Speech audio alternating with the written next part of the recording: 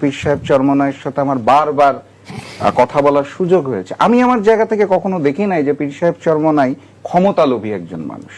তো যদি বলা হয় ক্ষমতার জন্য ইসলামী আন্দোলন চলে গেছে, আসন কম পেয়ে চলে গেছে, কারো ইন্ধনে তৃতীয় পক্ষের জন্য চলে গেছে, বা আমাদেরকে আলাদা করে দিয়েছে, যেইভাবেই আপনি দেখেন এই জিনিসটা সত্য বলে আমি মনে করি না। আমি যেটা মনে করি সেটা হচ্ছে ফ্যাক্টরটা, আসন একটা পয়েন্ট ছিল অবশ্যই, কিন্তু এর সাথে আরো অনেকগুলো বিষয় ছিল।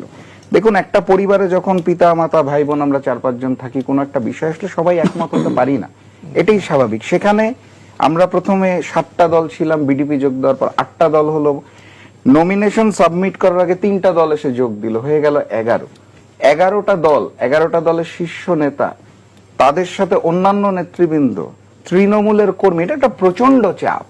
এই চাপের জায়গা থেকে যখন আলাপ আলোচনা হয় সবকিছু মিলবে না, এটাই স্বাভাবিক। সবকিছু মিলে যাওয়াই বরং অস্বাভাবিক আমার কাছে মনে হয়। তবে ওই যে আপনি ভাইকে যে প্রশ্নটা করছেন, কে মূলত দায়ী, আমরা সবাই দায়ী। এটা স্পেসিফিক আপনি ইসলামী আন্দোলনকেও দায় দিতে পারবেন না, স্পেসিফিক্যালি জামাতকেও দায় দিতে পারবেন না, আমিও এখানে দায়ী। নেগোসিয়েশন টেবিলে আমিও ছিলাম। আমরা সকলে যদি আরেকটু উদার মন মানসিকতা নিয়ে বসতাম, আরেকটু ছাড়ের মন মানসিকতা নিয়ে বসতাম, পারস্পরিক সম্মানবোধ শ্রদ্ধাবোধ যদি আরেকটু সুন্দরভাবে প্রদর্শন করতে পারতাম, তাহলে জিনিসটা ঠিক হতো বলে আমাদের তারিক ভাই বলছিলেন শরিয়া আইন বাস্তবায়নের ক্ষেত্রে জামায়াতের আমিরের ওই উক্তি সম্পর্কে আপনি। আচ্ছা, না, সেটা যেটা আমি বলবো, এই জায়গায় সম্ভবত একটু ভুল বোঝাবুঝি হয়েছে। আমি যেটা বুঝি সেটা হচ্ছে খ্রিস্টান সম্প্রদায়ের একজন সম্মানিত ব্যক্তি বের হয়ে মিডিয়ার সামনে যেটা বলেছেন। আসলে আমাদের এখানে একটা বড় সমস্যা যেটা হয়, আমরা যে কোনো নিউজের হেডলাইনটা পড়ে ভিতরের ডিটেলটা পড়ি না।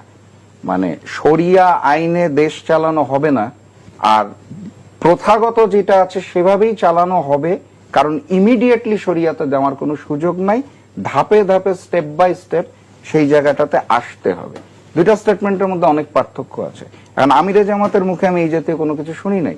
ওনার সাথে আমার যতবার কথা হয়েছে, এমনকি পীর সাহেব চরমনায়ের সাথে যতবার কথা হয়েছে, সবসময় আমরা যেটা শুনেছি সেটা হচ্ছে এক বাক্সে ভোট পড়বে, ইসলামের জয় হবে, এবং সাথে সাথে জিনিসটা পরিবর্তন করা সম্ভব না, স্টেপ বাই স্টেপ করতে হবে। তো আমি যেটা নিজে কানে শুনেছি, আমি সেই বিশ্বাসেই থাকতে চাই।